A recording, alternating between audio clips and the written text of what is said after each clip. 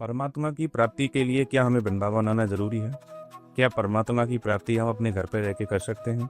ये बहुत सारे सवाल लोगों के मन में हैं। वृंदावन आने के लिए आज लोगों में भीड़ लगी हुई है। वृंदावन में बहुत सारे लोग आकर के रहते हैं, भगवान की भक्ति प्राप्त कर रहे हैं। ये तो बहुत ही अच्छी बात है। जब हम किसी धाम में जाकर के, परमात्मा के धाम में जाकर के जब हम भगवान की प्राप्ति करते हैं तो सहज में हमें परमात्मा की प्राप्ति हो जाती है। मगर क्या हमें वृंदावन आकर के ही भगवान की प्राप्ति होगी? ऐसा नहीं है।